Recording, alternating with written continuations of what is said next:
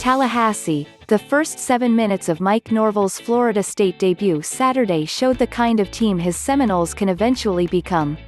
The final 53 minutes proved just how far his Seminoles still need to climb to get there.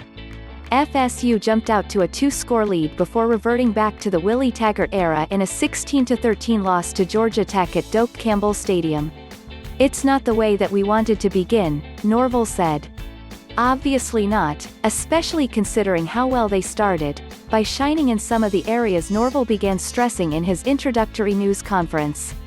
Tallahassee, Florida, September 12. Head Coach Mike Norvell of the Florida State Seminoles talks with Head Coach Geoff Collins of the Georgia Tech Yellow Jackets before the game at Doak Campbell Stadium on Bobby Bowden Field on September 12, 2020 in Tallahassee, Florida. Photo by Don Juan Moore. Character lines: Don Juan Moore, a commitment to special teams. Marvin Wilson blocked a pair of field goals in Norvell's first half.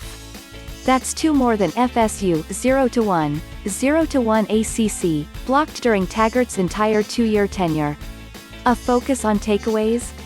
NFL prospect Asante Samuel had a pair of picks in the first half. A creative offense built for playmakers. Every snap on FSU's opening drive gained at least 3 yards. Receiver Keyshawn Helton started wide left on one play, motioned right before the snap and slipped through for a 3-yard touchdown catch. The Noles grew their lead to 10-0 after a 75-minute rain delay before regressing to the disastrous days of Taggart. Quarterback James Blackman hit 6 of his first 7 passes, then missed on 18 of his final 36.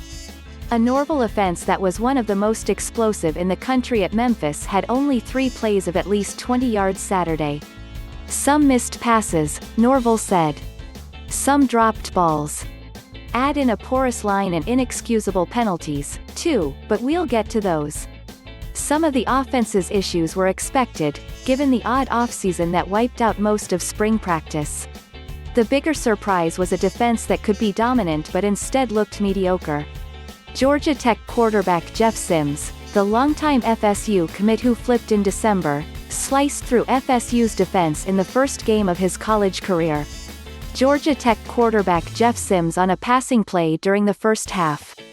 Don Juan Moore, the Jacksonville native totaled 341 yards, 277 passing, 64 rushing, and converted a trio of third downs by himself on one second-half scoring drive. His fade to Malachi Carter tied the game with 13:17 left and was his only touchdown in a 24 of 35 night. "We didn't get the job done," Wilson said. FSU ultimately couldn't overcome 2 Taggart trademarks, an awful offensive line and head-scratching penalties. The Noles had a pair of false start penalties to doom one promising drive. When it ended with an interception, they gave Georgia Tech 1-0, an even shorter field with a personal foul.